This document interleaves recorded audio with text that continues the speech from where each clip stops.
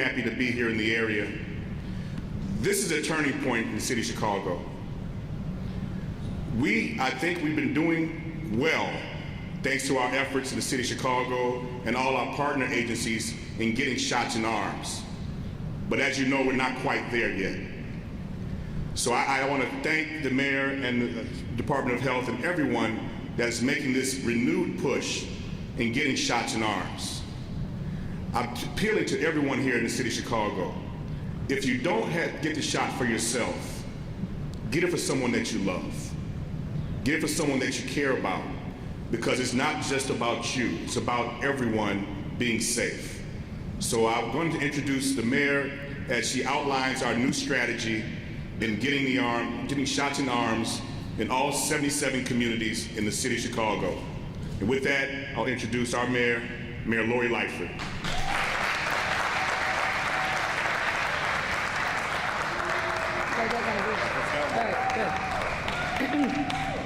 Good morning, everyone. It is such a pleasure to be here. And let me just give a little bit of praise and thanks to Alderman Sawyer. As you know, he is the chairman of the Health Committee and has been an invaluable partner for us on this pandemic journey. And as he was speaking, I was reminded of when we got our vaccinations, we got our first shot together. And he was so eloquent that day in talking about the responsibility that he felt as a black man to really step up and get vaccinated. And I want to just repeat those words because they have stayed with me, they resonated with me that day. And a lot of what we're talking about here today is really going long and deep in neighborhoods where we've been in, we've never retreated. But we have more work to do, and I'll talk more about that in a moment. But let me recognize the other leaders that are with me here today. Of course, our incredible champion, Dr. Allison Arwady from the Department of Public Health, Dr. Geraldine Luna, also from the Department of Public Health, United Airlines Vice President of Government Affairs, Dan Lynch, and they've got a great story to tell, and I'm excited for them to tell it. Carlos Nelson, who leads the Greater Auburn Gresham Development Corps Executive Director and is a Healthy Chicago Equity Zone community lead. Thank you so much, Carlos. And my pastor, Bright Star Church, Pastor Chris Harris. If there are many religious leaders across our city that do great work every day, but this man really stands out for what he does in the community, really talking about not just public health, but mental health and ways in which we must work together to heal communities. Pastor Chris, I am really grateful for you. And I got to give a shout out to behind the cameras, the team from CORE. If you all could just The CORE team has been with us almost from day one of this journey. We got introduced to CORE through Los Angeles, through the Reverend Jesse Jackson, talked with Sean Penn, who really started CORE as a result of the earthquake in Haiti now over 10 years ago, and they have been with us every step of the way, from education to testing and now vaccination, and really grateful for them. Got to give a shout out to Team Inglewood. They are fearless in everything that they do. Thank you all so much.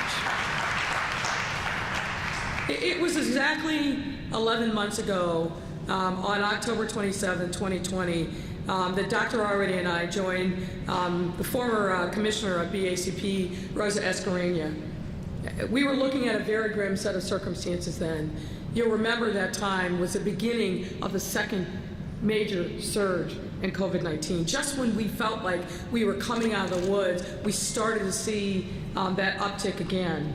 And at that time, our city was experiencing a lot of trauma, a lot of despair.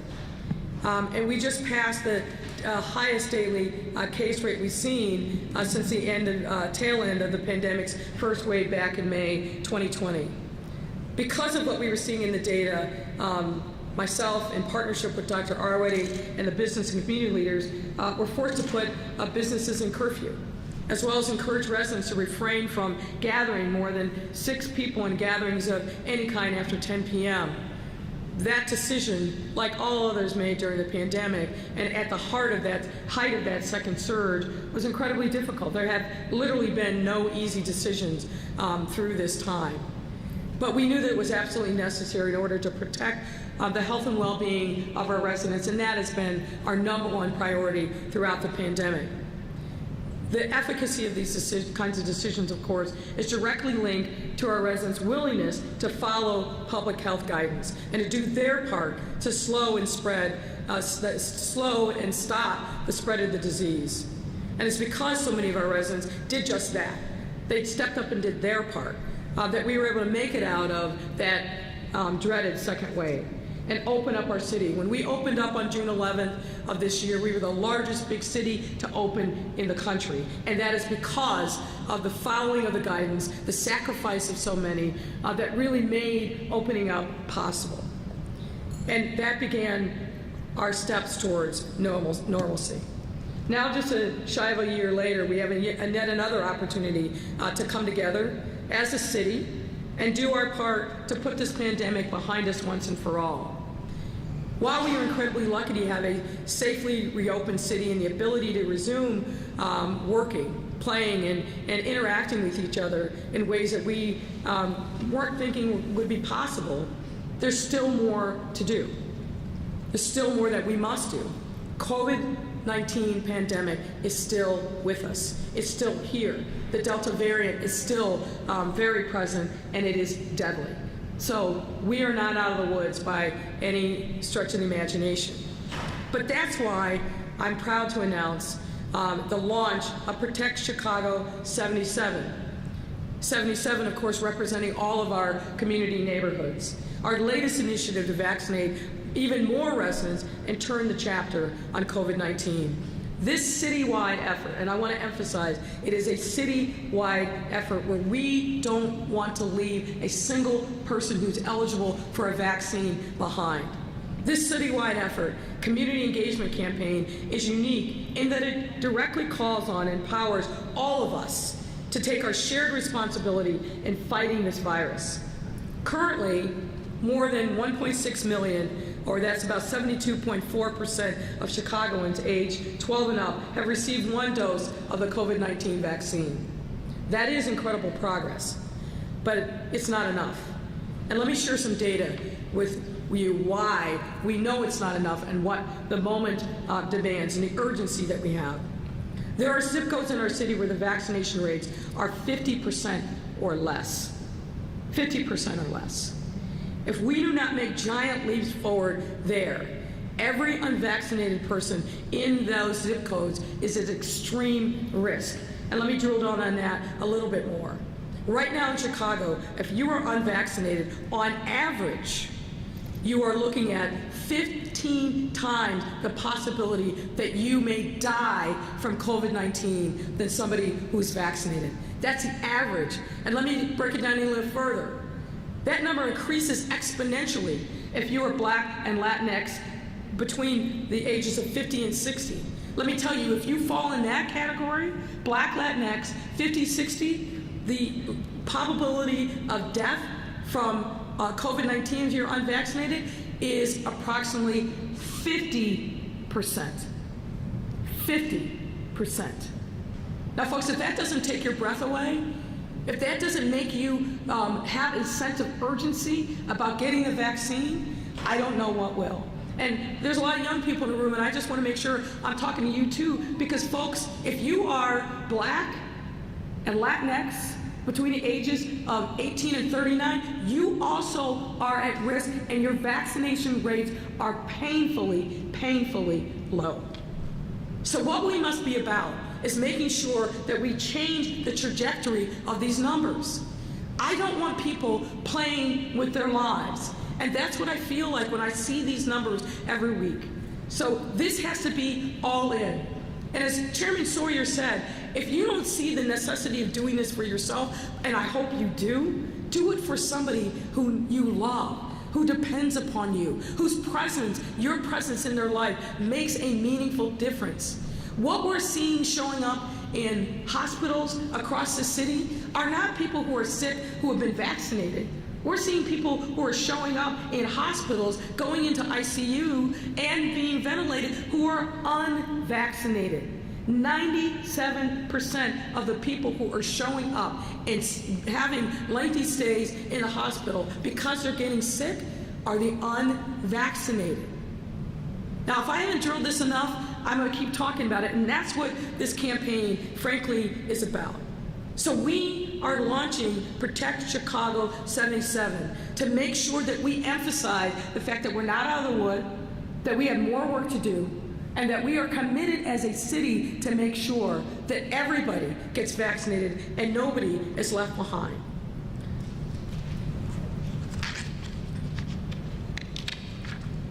We've got to do more to protect our residents, and we're committed to doing just that. And it's for this reason that Protect Chicago 77 is designed to engage residents in all of our 77 designated community areas with the ultimate goal of ensuring that at least 77% of residents aged 12 and up have received at least one dose of the COVID-19 vaccine by the end of this year. One dose. I think that's a modest goal. A modest goal. I'd like to see everybody fully vaccinated by the end of the year, but I'm going to settle for one dose. Now, to reach this goal, the city will not only work with community leaders, as the folks that you're going to hear from today, to identify key action steps that residents, businesses, organizations, and healthcare providers can take. One thing that we have learned well through this work is that it's not one size fits all. We've got to customize and tailor our approach depending on the circumstances, depending on the community need, and we hear that from stakeholders that we are engaged with on a regular basis, and we want to adapt accordingly. So we are going to be very flexible to make sure that we're bringing community-specific interventions and resources to get the job done. We're going to offer a variety of resources, including videos, and tips on how to have that conversation with somebody who isn't vaccinated, so that we can give you that tool. And if you go to chicago.gov/COVIDVax, you will be able to find weekly updates on our progress, because we're going to measure ourselves and hold ourselves accountable to push forward and break through. And getting to a 77% citywide vaccination rate, and we will be portraying the stories of real Chicagoans on their decision to get vaccinated and more. So there's going to be a wealth of information that will be available. We'll be updating that as close to real time as possible, but we want people to know that there is a resource out there. We know that these conversations are challenging, that people still have a lot of myths and concerns and hesitancy about the vaccine. But one thing I do want to emphasize, and I know Dr. Artie will also talk about this, folks, the polling that we have seen is a small percentage of people in Chicago that are unvaccinated are saying, never me. Very small percentage. The vast majority of the people that are unvaccinated, and we know that literally from going door to door, is they need to make time for it. They still have some questions about it. They're not rigidly against the vaccine, so I want to make sure that that point is loud and clear, that there is a real opportunity for us to continue that outreach and reach people and bring them this life-saving vaccine. So as I previously mentioned, Protect 77 doesn't just call upon residents to join in this new vaccination effort, but businesses as well. That's why local businesses of all sizes who have put in place policies requiring vaccination to keep both their employees and patrons safe are invited to complete an online survey to be self-certified and to earn a badge that can be displayed in your place of business.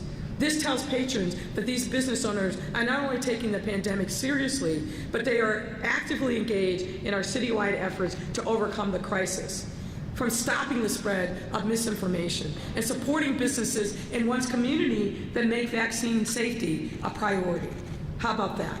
Or even talking to a reluctant friend or family member about why it's so important to step up in this moment.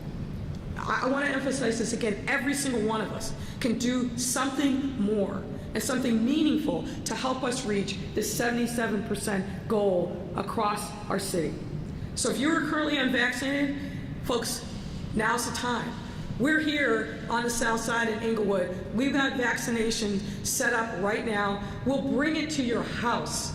We've been going door to door in communities all over the city, bringing the vaccine for folks that don't want to come out.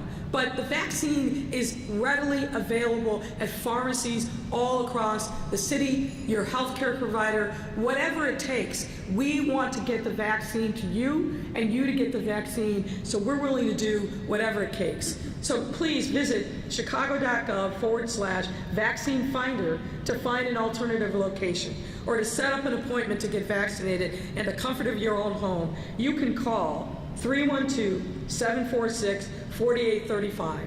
That's 312-746-4835, and visit chicago.gov/at-home. That's chicago.gov/at-home. We are making it as easy as possible. Your healthcare provider, the pharmacy, you can call and make an appointment to come and have your whole household vaccinated. We will be there for you. And remember that what we do now determines the trajectory of this last leg of our COVID-19 journey.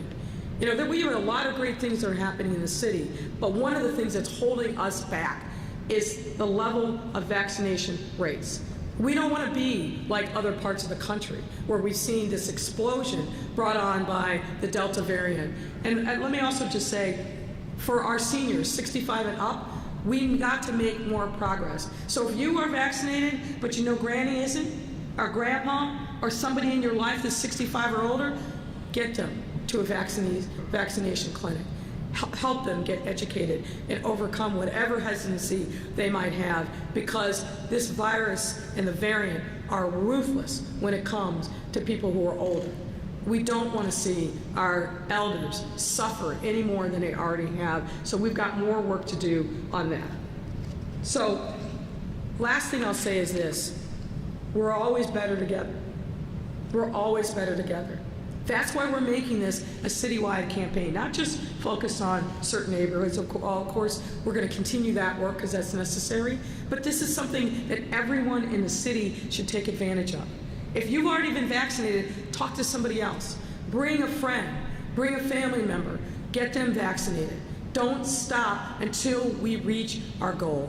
So thank you very much, and it's my pleasure to welcome up Dr. Allison Arity.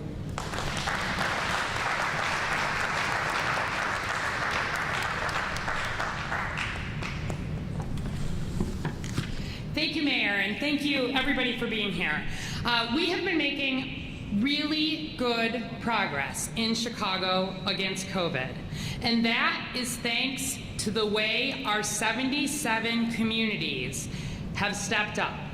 The community organizations within them, the business leaders within them, the faith leaders within them, the individual Chicagoans who have said, it's not just enough for me to get vaccinated, I'm also going to take that next step and find someone who isn't, have a conversation about it, and move my neighborhood forward. We all are very used to talking about our 77 communities in Chicago. Neighborhoods are one of our real strengths. There is a lot of cohesion built up within these neighborhoods and amazing resilience within them. The reason we have tagged 77% as a goal here is not that 77% is a magical number in terms of hitting herd immunity, but it reflects those 77 communities, and it's getting there. When we can get to a point where more than 3/4 across Chicago have gotten at least that first dose of vaccine by the end of the year, and as you heard the mayor say, our stretch goal would be that we hit at least 77% for fully vaccinated both doses, we will have made amazing progress, and we will be standing above most of the rest of the country.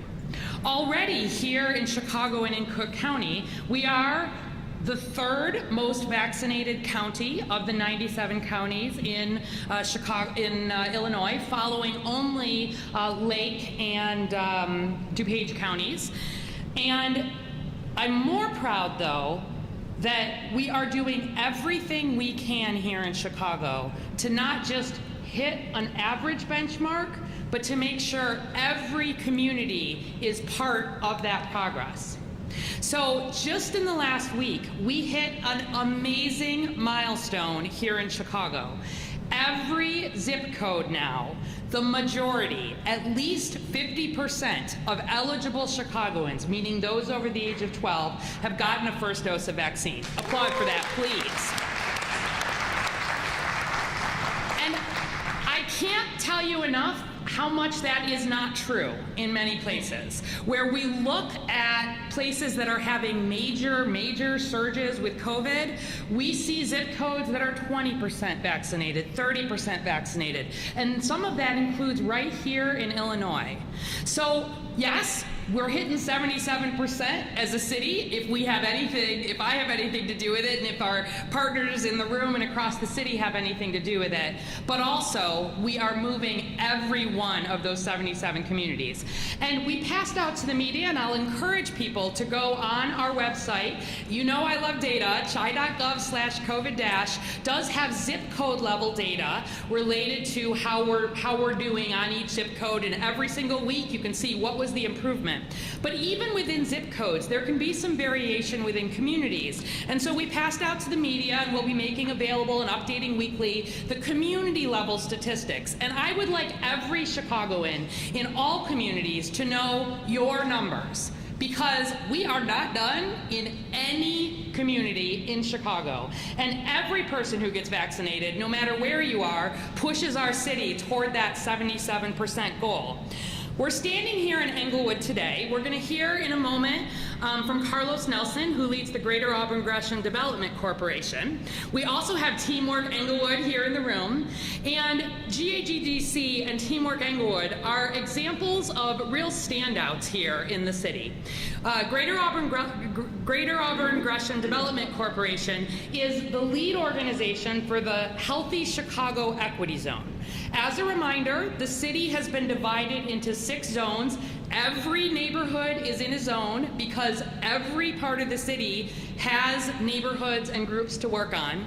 And then in addition to the regional leads here in near South, it's GAGDC, in turn, the city is funding those, and then they are funding community-based organizations in every single community. So here, Teamwork Englewood is getting it done. I want to thank the Salvation Army. This is a site that, repeatedly has been a very good site, double digits, when we're standing up pop-up vaccines. And Teamwork Englewood, for example, they're doing a pop-up, I know, just down the street at St. Bernard's later today.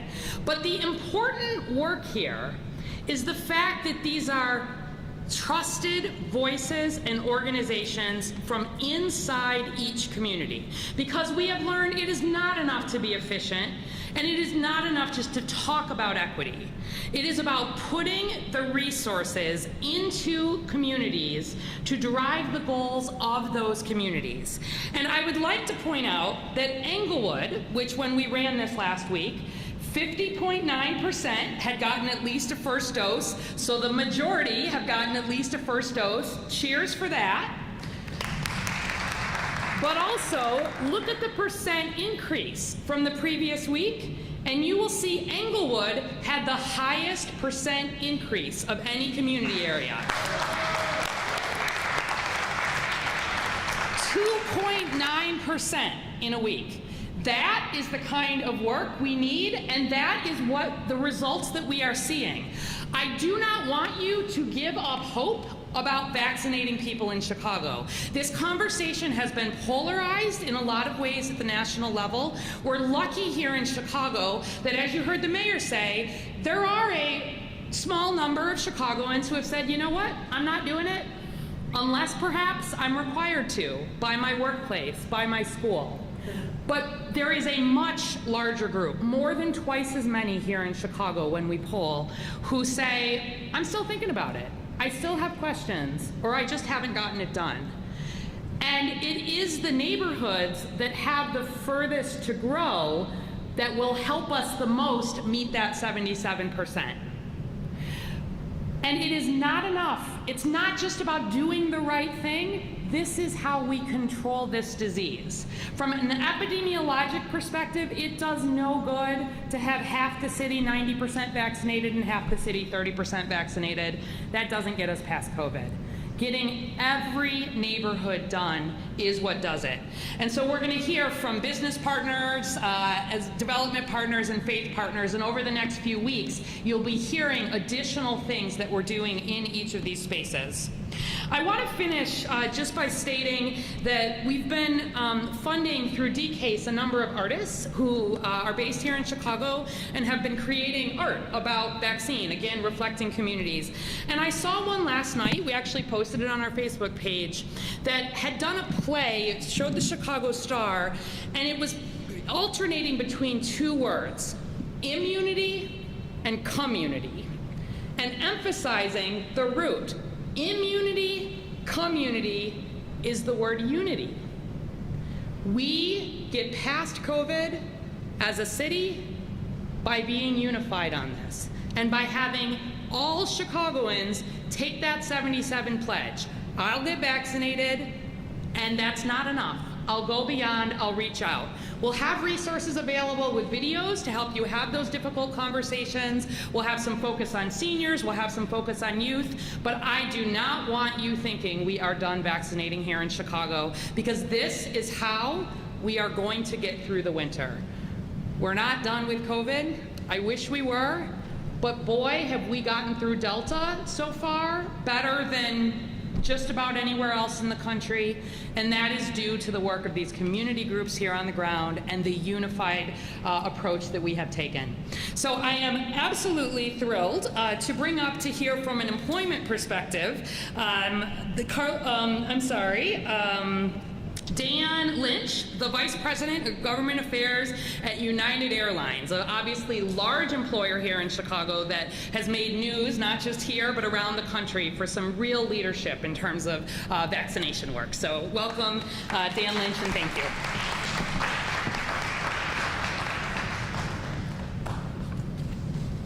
Good morning. Thank you, Dr. Arwady, Alderman Sawyer. I also want to thank Mayor Lightfoot for your leadership throughout this pandemic and for the opportunity to join you here today to share the industry-leading approach that United has taken to take care of our customers and our broader United family. I'd also like to thank the doctors, community leaders, faith leaders who are here today for everything that they've done to keep Chicagoans safe during this pandemic. Since day one of the pandemic, United's employees have been on the front lines at our airports and aboard our aircraft, both here in Chicago and across the globe. And in turn, United and its employees have taken a leadership role in the pandemic recovery. United was the first airline to mandate masks for our employees and to introduce customer COVID testing and contact tracing. United has transported millions of pounds of vital medical supplies, from PPE to oxygen canisters, and has shipped tens of millions of doses of the COVID vaccines across the world, with the very first shipment arriving here at Chicago's O'Hare Airport many months ago. Throughout this time, United has been direct and candid with our employees and our customers about the steps we're taking to keep people safe. Over the last 9 months, we've learned a lot about this disease, including how vaccines by far are the most effective way to protect people from COVID-19. That's why at the start of this year, United announced that we intended to require vaccines for all our employees when the time was right, because it was the right thing to do. As Chicago's hometown airline, safety is United's top priority. The pandemic has placed an even greater sense of urgency on protecting the health and well-being of the people that work for United. When United announced our U.S. employee vaccination policy just a few weeks ago on August 6th, we made clear that we were making that announcement for one reason: to keep our people and our customers safe.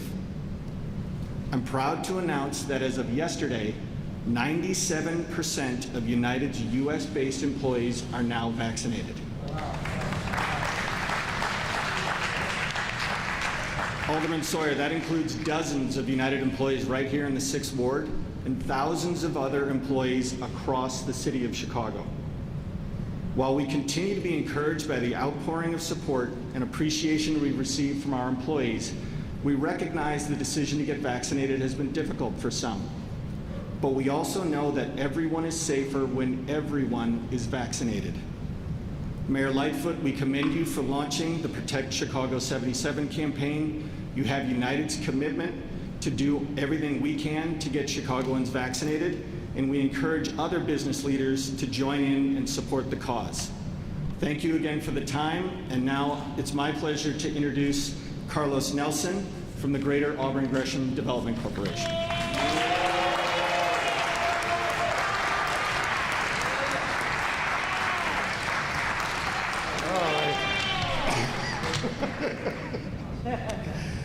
Good morning, everyone. I want to echo something that Dan said, and I just really want to show my appreciation to Mayor Lightfoot, not just her leadership as it relates to COVID crisis response and now recovery, but her focus on economic development on South and West Side communities through the Invest Southwest initiative. Thank you, Mayor Lightfoot. You've been a tremendous role model for me and my team. You used an adjective to describe, you called him Chairman Sawyer, eloquent. I would also add the adjective of passionate. As Alderman Sawyer, I'll just call him Brother Rod because she's my brother, has had a lifelong passion to really rebuilding his community in the city of Chicago. So thank you, Alderman Sawyer, Brother Rod, Chairman, what other? Very right, my birthday twin as well. And Dr. Already, I mean, daily, weekly, you know, your presence has been really a steadying force here around the city. And you used the word trust, which I think is so appropriate today. So welcome to Inglewood and the Near South Healthy Chicago Equity Zone. My name is Carlos Nelson, and I'm the CEO of Greater Auburn Gresham Development Corporation. And as an inaugural member of Mayor Lightfoot's seminal Racial Equity Rapid Response Team, Greater Auburn Gresham Development Corporation has been at the forefront of combating the pandemic in our Southside communities. Historically, as most of you know, our communities have been systematically deprived of resources, deprived of investment, and deprived of access to a host of social determinants of health factors. And we saw how COVID has ravaged our communities because of these long-standing inequities. The Protect Chicago initiative, in parallel with CDPH, in fact, I'd like to give a round of applause to the whole team at the Chicago Department of Public Health and this whole notion of vaccination movement. So the Protect Chicago initiative, 77 initiative, in parallel with CDPH's Healthy Chicago Equity Zone work, which is being led by community-based organizations and community leaders like those here today. It refocuses the decision-making. It builds on the trust as the elemental force, and it empowers our community. And so I would also like to take a moment and publicly acknowledge frontline workers like our COVID crisis response team and other community partners. I think we could do a little bit better than that. The kindness campaign. Yeah, come on.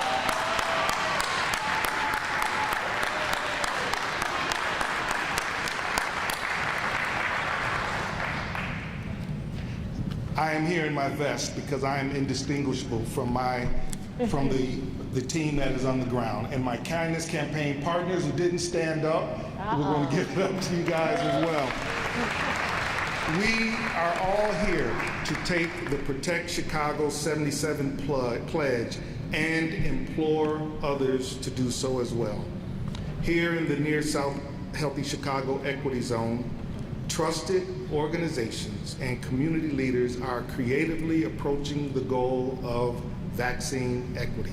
Organizations like our host organization, Teamwork Inglewood, Deborah Strickland, thank you.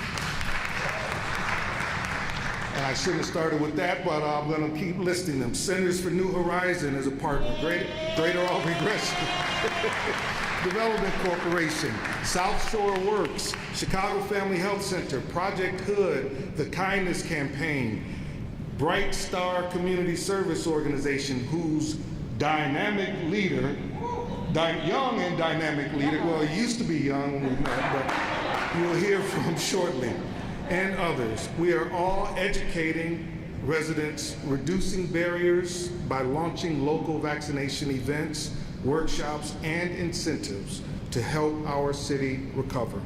We must continue to work together and trust in each other. So let's all take responsibility and make the Protect Chicago 77 pledge so that each and every one of us is doing our part. And with that, I would also like to bring up my pastor, that young dynamic leader from Bright Star Community Service Organization, Chris Harris.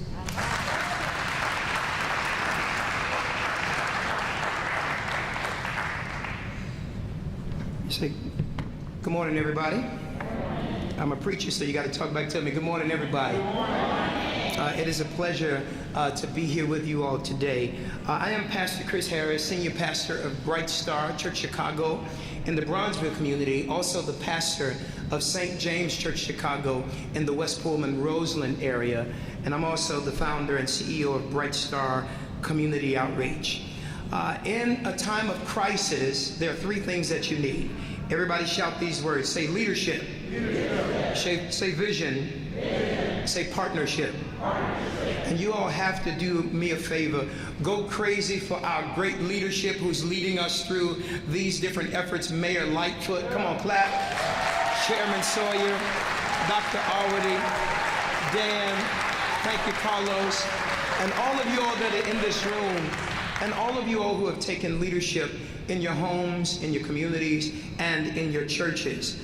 I'm really excited to share that all of the entities and organizations and collaborative that I'm blessed to lead, we have been responsible for making sure more than 1,000 people got vaccinated.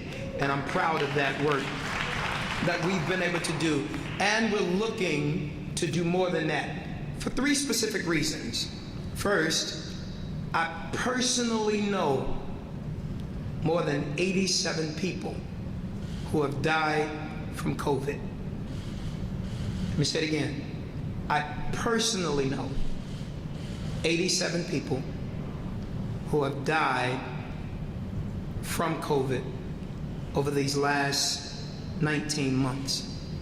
And that does not include all of the members and employees that I have who have many people in their family and friendship circles, their constituencies, who have also died. This is real. And that's why you need leadership. Vision is foresight with insight based on hindsight. But you also need partnerships. Because no matter what the mayor, Dr. Arwady, Chairman Rod, or any of us put forward, if you don't partner, it doesn't get done.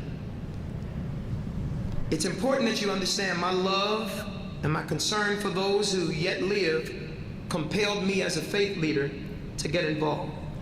The pain, the trauma, and the sleepless nights from those who have died convinced me to do everything that I could to use my influence to keep other people alive. You got to understand also that I too was skeptical at first. I was one of the main ones that at first said, I'm not taking that. I was one of the main ones that said, I'm gonna wait until white folks take it and see what happened to them. Until I realized I was walking through the valley in the shadow of death myself. So that's the first reason that I got involved. The second reason is I partnered with hospitals like the University of Chicago Medicine to learn more about what I call the 3 V's. And I got sick of all of them. The virus, the vaccines, and then the variants. And after I got informed, then I reached out to my friends over at Northwestern Medicine and we together created a show called Clergy and Clinicians to inform black and brown Chicagoans about black and brown health issues through black and brown doctors, physicians, clinicians, and experts. Now listen, tens of thousands of people have watched those shows on Clergy and Clinicians on our website, brightstarcommunityoutreach.com, and other platforms. And people are constantly calling saying, Pastor, thank you for this information and doing what is right beyond the pulpit on Sunday. The information these experts and professionals continue to provide has fueled my fire to eradicate any misinformation that's being spread through our community and do what I can to save lives. The third reason, then I close. Finally, one of my favorite scriptures in the Bible, Hosea chapter 4, verse 6, declares, my people are destroyed for the lack of knowledge. And I, like the writer of 3 John chapter 1, verse 2, he said, beloved, I wish above all things that thou mayest prosper and be in health, even as your soul prosper. So hear me good. As I watch daily on social media, there are far too many uninformed experts who recklessly share inaccurate information that could potentially be causing our people to lose their lives or their loved ones. Please hear me, Chicago. I'm asking every faith leader, every faith community, and every house of worship to join me in the process of saving lives in Chicago and beyond until we overcome this deadly virus. And I'm going to say something and see if you'll act like you're at one of my churches and clap after I say this. We will overcome this virus. I don't hear y'all. We will overcome this virus. Protect Chicago 77. The number 7 in the Bible represents perfection and completeness. And with the number 7 twice, this campaign aims for double the amount of all people in Chicago communities to be completely vaccinated.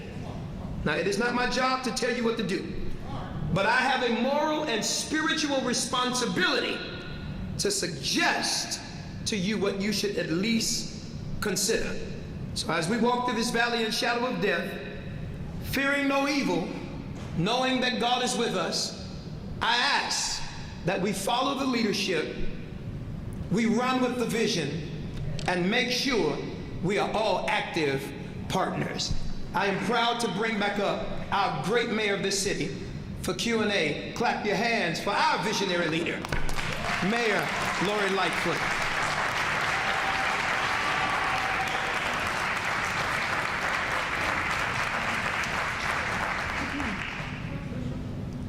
Now, normally when you end a church service, you say, are all hearts and minds on one? And I have to tell you from Pastor Chris's comments, it lifted my spirits, and I hope it lifted all of yours. Happy to take questions. Thank you, Mayor. Members of the media, Alejandra Flores will be passing down the mic. Let's kick it off with Mary Ann Ahern, Channel 5 on this side, your left side, Mayor. Thank you, Mayor. It's been announced that President Biden will visit Chicago next week. Vaccination efforts will be highlighted. You're still in talks with the unions, especially the FOP. Will testing remain an option for those city workers who will not be vaccinated? Well, look, what we hope is that everybody gets vaccinated. You know, as I've talked to countless union leaders, union members throughout the course of the pandemic, one of the things that they've emphasized over and over again is concern for their own health. And the only way that we can really, truly maximize safety in the workplace is through vaccines. So our discussions continue, but I'm hoping that we are able to reach an agreement, but we have to move forward with making sure that vaccines are a condition of our employment, and I'm hopeful that we're going to be able to make progress. Now, the FOP is a different breed, as we all know. And I would just want to say to the members of the FOP, just this week, we memorialized the stars of 4 police officers, all of whom died last year, all of whom died of COVID. The devastation of their families is profound. It is still real and raw. And so when I think about that, and I think about those 4 families that will forever be grieving because of the loss of their loved ones, their fathers and husbands, and people that they depended upon for strength and counsel, I just urge every single member of the Chicago Police Department to step up and do your part to protect yourself, protect your family, protect your community by getting fully vaccinated as quickly as possible. Could you refer to the presidential visit next week? Sure. We're just in early stages of those conversations, so I don't really have much to report at this point. The outreach began a few days ago. We're hoping that he actually will come, but as you know, world events and can lead things in a different direction. But the president's been very strong. I really commend his leadership on vaccines, what he's done at the federal level, also his leadership internationally, and really challenging the global community. Just as we won't be fully out of the woods until we significantly increase the percentage of people that are vaccinated across our neighborhoods, we won't be fully safe until we increase those percentages in our country, but also in our world. And we know that there are a number of countries that are way behind because of lack of resources, lack of access to doctors and nurses, health care, but also lack of access to the vaccine. So I'm hoping that when the president comes, he will also talk about the necessity of the United States to be leaders in this effort. We were leaders here in Chicago earlier this year because of the way in which we practice vaccine efficacy. We were able to take some of the unused vaccine and it was shipped overseas where it was needed, but we need to see more leadership, and I'm excited and thrilled, obviously, that the president will be coming here to Chicago. I have a question for Dr. Arwady, if possible. Yep. Thank you, Doctor. There are some reports coming out about a potentially dangerous new variant called R1, with some cases already being seen here in Illinois. What can you tell us about this variant? Are you concerned? So we are going to continue to hear about new variants every few weeks from here on out until we are past this. Let me remind folks about the way variants work. Whenever a new variant is detected, it happens every day where because the genetic fingerprint of the virus is taken around the world, we see a small change that gets uploaded to a global database. Most of the time, that has absolutely no impact on the way the virus behaves. When we see a number of the same mutations emerging, or we say this could be something to watch, it's labeled a variant of interest, a VOI. And that literally means this is interesting. This is something we should pay attention to. It could turn into something.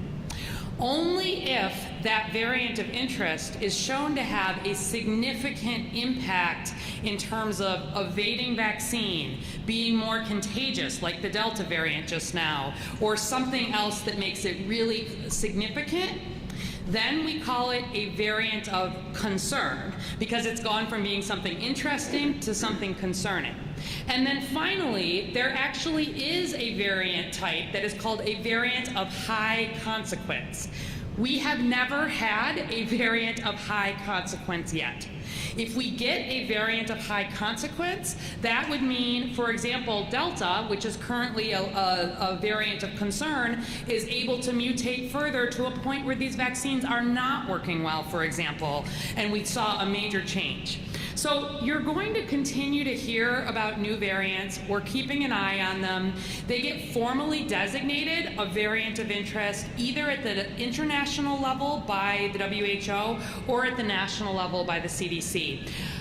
We don't pay a lot of attention until they at least get that variant of interest notification, and honestly, they don't have a major concern for us until they are formally labeled a variant of concern. So I would encourage everybody, as you hear about these variants, recognize that honestly, getting vaccinated is what gives the virus less opportunity to transmit and mutate. Every time the virus transmits to a new person, that is the opportunity for a mutation, a variant to emerge. So when we get vaccinated, not just as a city, but as a state, as a country, and as the world, we cut off that potential for variants. But I don't worry about a few cases of a new something. Please, I would encourage all of you, if you're interested, pay attention when it's a variant of interest. If it's a variant of concern, you'll be hearing about it because we may need to do things like masking, and we'll probably see surges. And if it's a variant of high consequence, you won't miss that because we probably would need to do even more dramatic things. I don't want to see a variant of high consequence. I want the Delta variant to be our last variant of concern. I don't know we're going to get that lucky, but I'm not particularly worried at this point about the new ones and that we will continue to see emerge. Thank you, Doctor. Eric Rung, WGN. One second before you ask the question. I noted as Dr. already was talking that there's a lot of attention being paid, and rightfully so. This is a voice of truth, a voice where you can get actual facts. And I want to remind people that, that's right. I want to remind folks that the whole CDPH team has been working literally round the clock, tirelessly throughout the entire pandemic. But where you can get information, if you've got any question whatsoever, go to our website, cityofchicago.gov/COVID. There's a wealth of information on that website. It is updated on a daily basis. That's the place where you can go, where you don't have any concern that am I getting the truth or not. And the other thing is, Dr. Arty is still doing her Facebook shows twice a week, Tuesdays and Thursdays. So the doctor is in Tuesdays and Thursdays if you've got specific questions or you just want to get updated on what the latest happenings are, please tune in there as well. Thank you. I was hoping the doctor could stay in for a moment. She can. Thank you. Doctor, the mayor had said that she would like you fully involved when it comes to CPS moving forward with safety protocols. Fully involved, what exactly does that mean? Because CPS has said that CDPH has been involved. So what areas will you be looking at specifically? Yeah, absolutely. So we recognize that Chicago Public Schools itself is the size of a not very small city, right, where you're talking about more than 300,000 people. And so while CDPH in its formal role, of course, is giving guidance and working with all of the schools across Chicago, obviously Chicago Public Schools we do work closely with. And as this school year has come back, and we've been so excited to see all those kids back, and really, for me, there's not a better sign of being able to be open and safe than having the kids back in school. There has been a lot of interest, not surprisingly, and we've been working very closely with CPS on a few things. Number one, I think, is related to basic data and making sure that as data is being shared, that we are doing a good job of putting it into context, because I do think it can be very scary for parents to see on the CPS website, you know, there's been 500, 600, 1,000 potential cases of people who have been diagnosed with COVID who have been in a Chicago Public Schools. That sounds really scary to a parent. What we are working with CPS to do is to help put those numbers into a little bit more context for our city, because when I hear a number like 500 or 1,000 even over almost 4 weeks of school, I know that does not mean 1 in 100 children are being diagnosed, which is a number that someone had suggested. It does not mean 1 in 1,000 children are being diagnosed. It does not even mean 1 in 10,000 children and staff are being diagnosed every day in Chicago. It's more in the range of 5, 6, 7, 8, maybe up to 10 right now per 100,000. students and staff in CPS have had that positive COVID test and then have, potentially been in school and transmitting at that time. And so I cannot guarantee, there is no such thing as a completely no risk environment, but I think it's critical, and there actually is, I think, some work to do in terms of some of the communications around risk, as well as the many things that CPS has put in place and is ramping up further. So my team has been involved in everything from looking at the data and the website. We've been heavily involved with any situation that actually suggests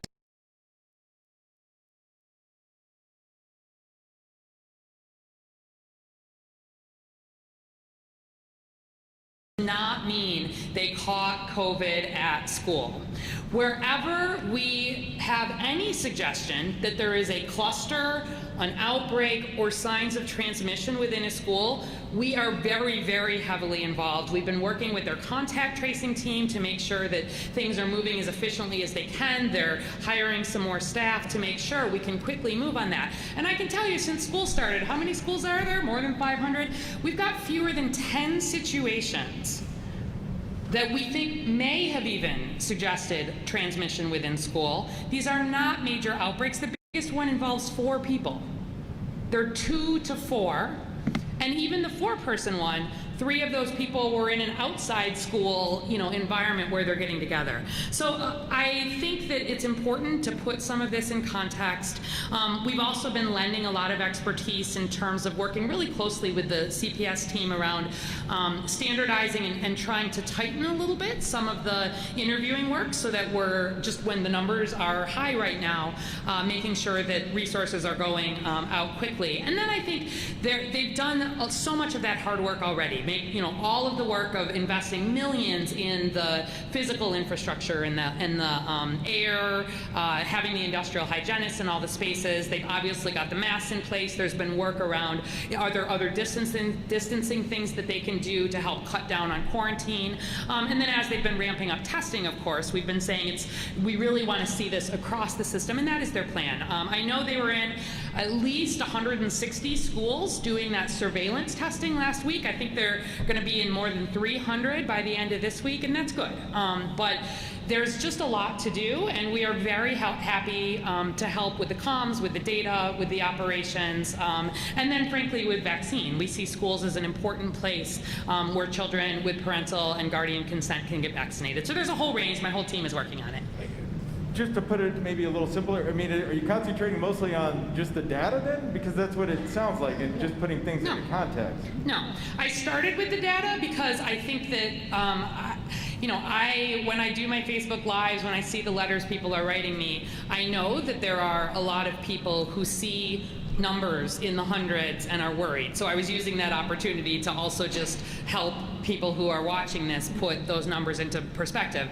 But no, my team has been working all along, but we've really, I think just with the number of students and staff, have really gotten even more involved with CPS on really all aspects. So really streamlining contact tracing, helping out with some of the case investigation, making sure that the data is flowing appropriately, working with a lot of the ways in which can we speed up the way communications are happening to individual parents, thinking about ways to use our robocall system, a lot of things just to say, let's make sure we're doing everything as efficiently as we can, because I am extremely confident those schools as a school system are safe for children, and I don't want to see worries over the start of school be undermining that trust in those schools. All right, Sarah Schulte, ABC 7. I know we're talking about a goal to get first shots. What is the city plan? This is probably a question for you, Dr. Arwady. What is the city plan for booster shots for 65 and plus, since that's probably going to be signed off today by the CDC? Yeah, so obviously we'll be waiting for that CDC guidance officially. I was very pleased to see where this landed in terms of recognizing that where we have seen some of those breakthrough infections, they remain relatively rare, especially for hospitalizations and death, but they do tend to be in older Chicagoans. But the CDC will be doing some more definition around other risk groups, whether that is by other medical conditions or by occupation. And so we have been planning for all eventualities here.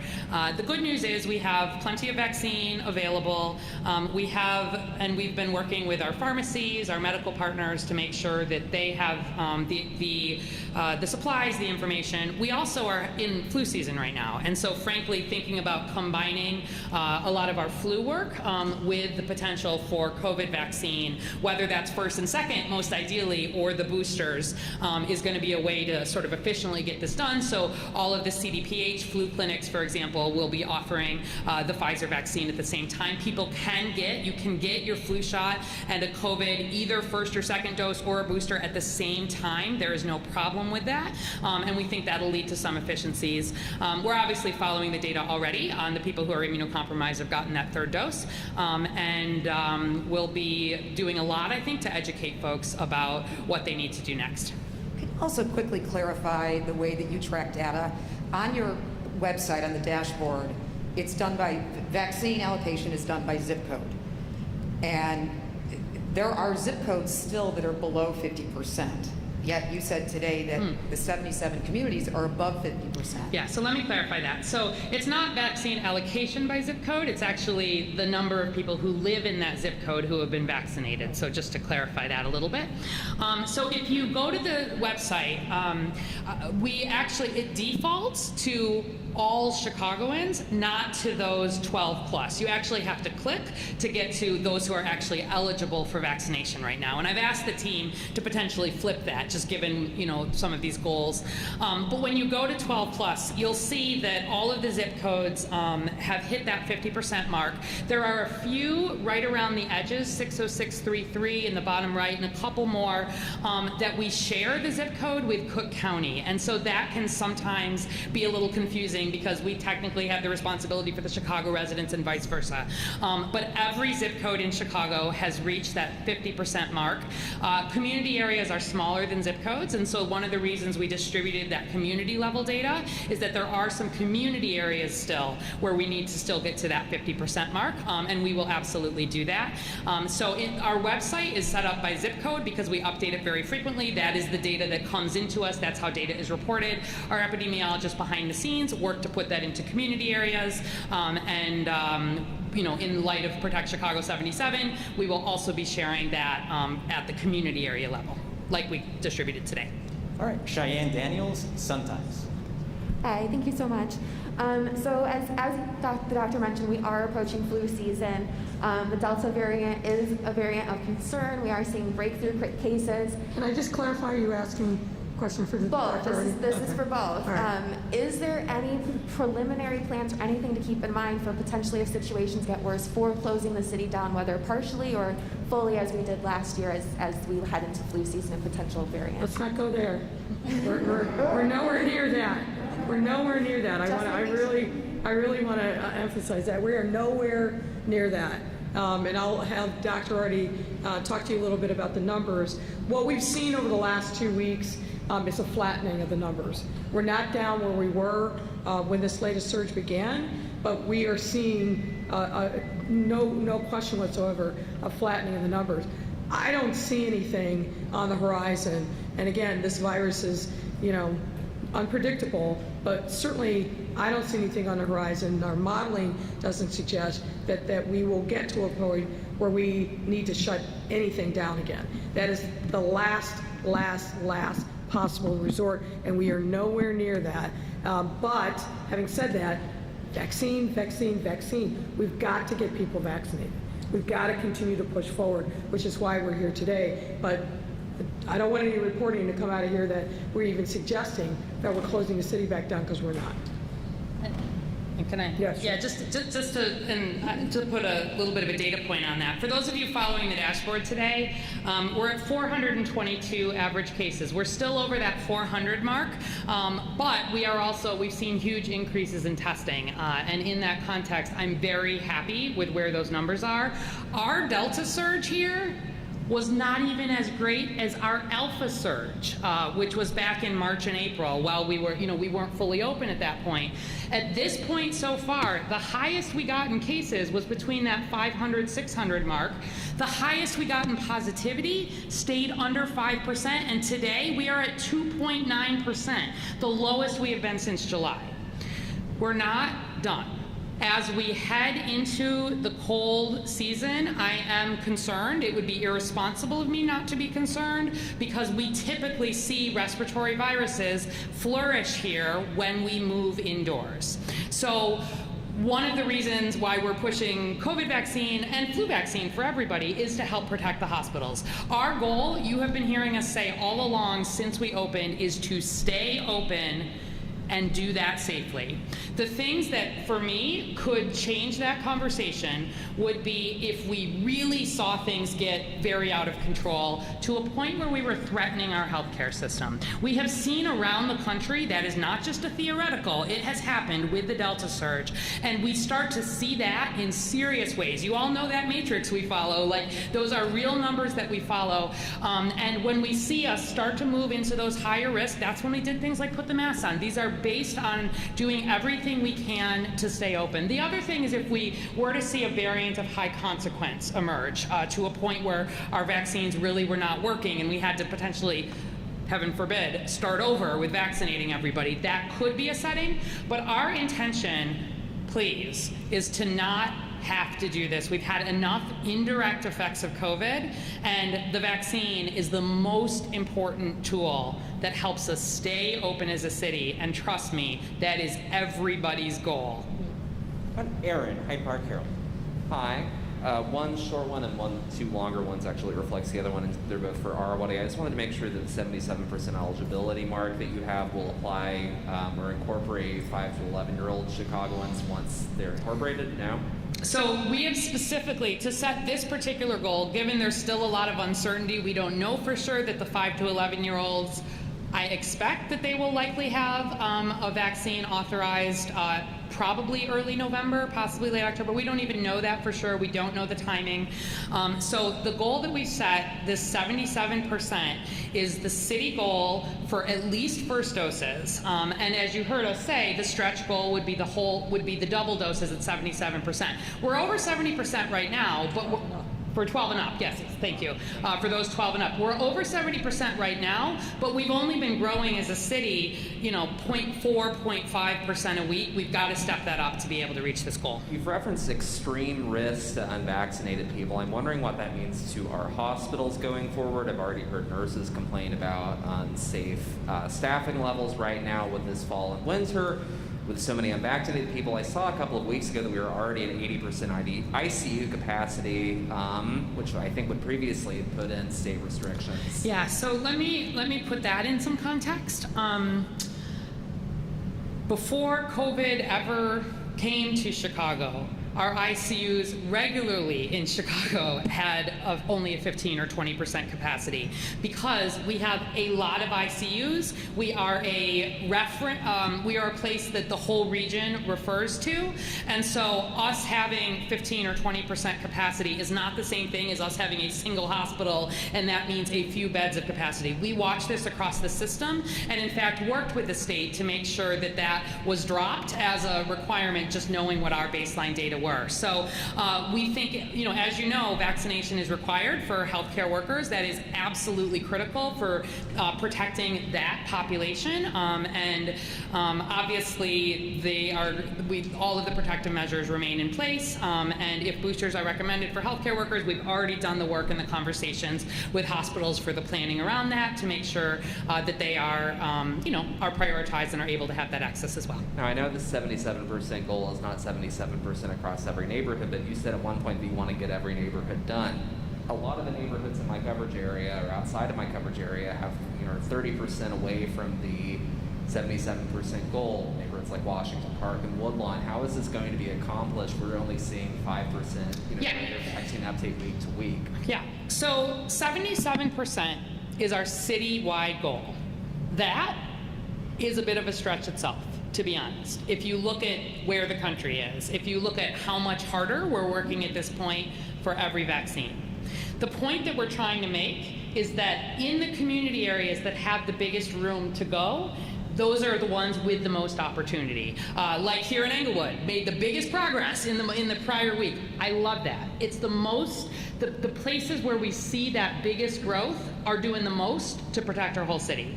But there is no community area that's done, especially when you look at our oldest group. I mean, if you've been following this, we're not as vaccinated as we need to be, especially for those over 80, and I continue to worry about that.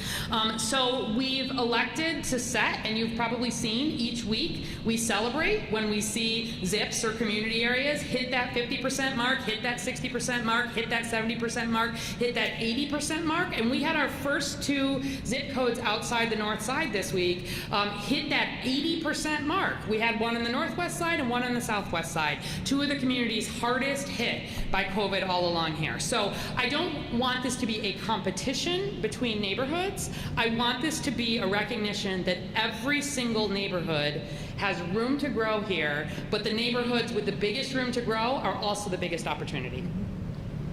All right, Dane Plago, Fox. Yeah, Mayor, I was wondering if you could talk a little bit just about the mechanics of rolling out this new public relations campaign. Yeah. How are you planning to get the message out, especially at a time where there's already so much noise around the subject of vaccinations? That's a great point. Look, a couple of things. Obviously, making this big announcement today with myself and Dr. Artie really leading this initiative. We're going to be leaning into our community health equity partners like the Greater Auburn Gresham Development Corporation. As Dr. Artie said, we've divided the city up into 6 zones. There's a lead in each zone, but then within each zone, there's a bunch of community organizations that have been working on a range of different health equity issues, particularly related to the pandemic. These are the folks that are on the ground, like Team Inglewood, like some of the other organizations that are here who really know their community and are literally walking the streets every day. So we've got to lean into those folks, provide them with a lot more resources, make sure that they have the tools that they need to have those challenging conversations. But that's really where a lot of the focus is going to be. We've been providing incentives to people to get vaccinated. We're going to continue to do that. But this citywide focus with a lot of attention and really getting individuals and businesses to take this pledge is really what this is going to be about. And we're going to be doing regular updates, Dr. Artie and I and the larger team, to make sure that we're bringing attention and focus, and we need the help of the media as well, because this is the only way that we're going to truly be able to put COVID-19 behind us. So this isn't one and done. This is the start of a new chapter in our fight against COVID-19, and to really educate people about the absolute dire urgency of getting vaccinated. I put those statistics out. The average of 15 times more likely for unvaccinated people to die of COVID-19, 50 times more likely if you were Black and Latinx and 50 or 60 years old. The reason that we're emphasizing that is because we want to break through that noise. There is a tremendous amount of noise, and Pastor Chris said it, so much different disinformation that's out there. I urge everyone, go to a trusted source. The source I rely upon, that I urge everyone, is right here. Dr. Artie, CDPH, chicago.gov/COVID, all the information that you're going to need, all the myth busting that's out there. There's so many myths that are out there, and we are regularly going into community at the grassroots level, at the block level, and trying to disabuse people of their concerns and really take the time with them one-on-one to talk about their concerns, help educate them, and literally going door to door, bringing the vaccine to them. One of the most successful programs that we've had of the last, this latest stage of our COVID work is going into homes and bringing the vaccine. Anything that we need to do to get people vaccinated, we're ready, willing, and able to do that. All right, Amy Jacobson, WIND, last report of the day. Hi, I have 3 questions, and I'll try and make it quick. I think this question will probably be for you, Dr. Wardy. How did you guys come up with 77 Why not? What's the science and data behind that, or is it a play on the fact that we have 77 communities? Yeah, it's a play on the fact that we have 77 communities. As you know, there was a national goal for 70%, and we are past that. But I felt like this was a goal that was a stretch for us, but still one that with a lot of attention, we would hopefully be able to meet.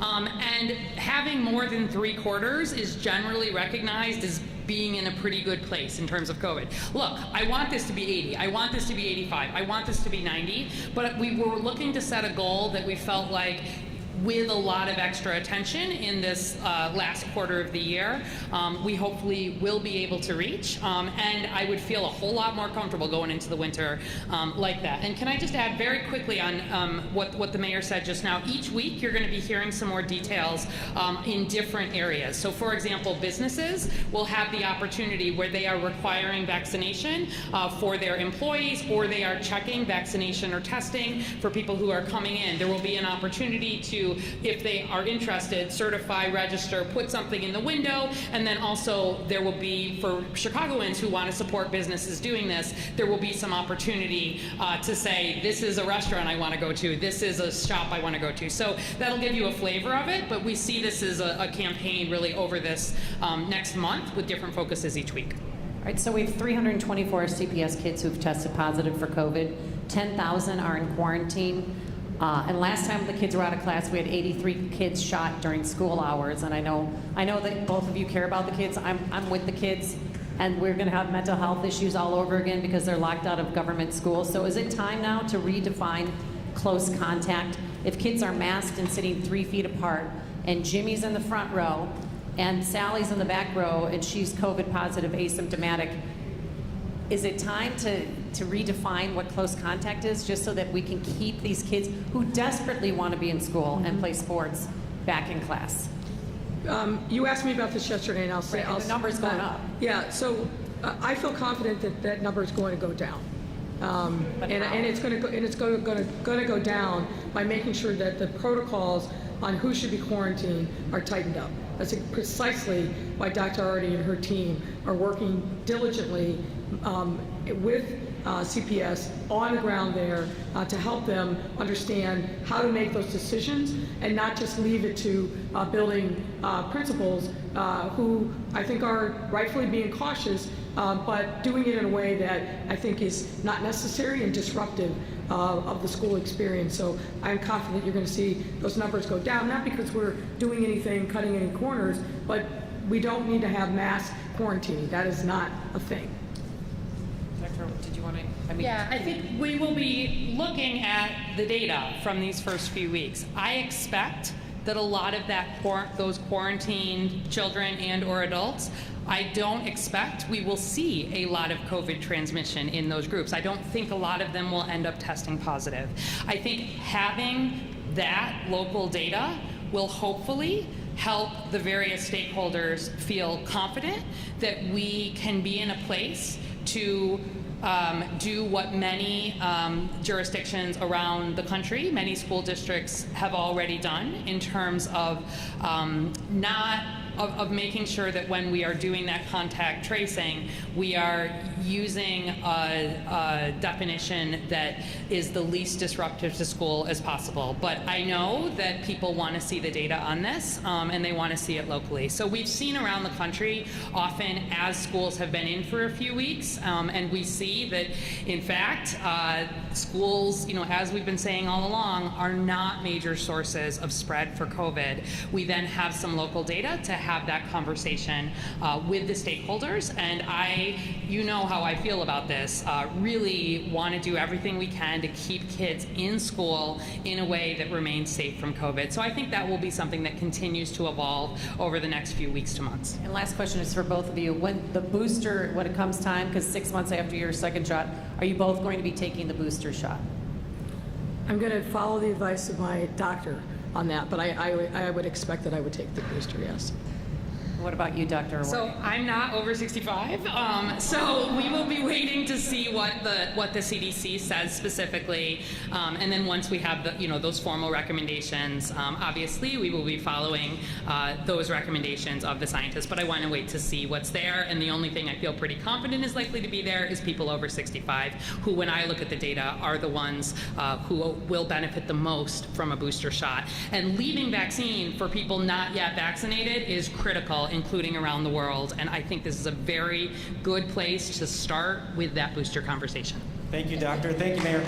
And to be clear, just one last thing, I'm not over 65 either. I'm not rushing it, but I'm expecting that the over 65 will be expanded to other categories, which might make it. But that's why you gotta consult with your healthcare physician. Let me just also say this. One of the other thing I think that we shouldn't miss about the schools. Part of the reason I'm confident is not only tightening the definition around and really being much more precise around case investigation, so we understand who the contact was with, helping those building principals and the staff at the schools do a better, and the folks that are doing the case investigation and the contact tracing do a better job. But also keep in mind, October 15 is a deadline for all adults in CPS to get vaccinated. So that number, I think, will also help drive down the number of cases that we're seeing as well. Thank you all. There's nobody to get back to.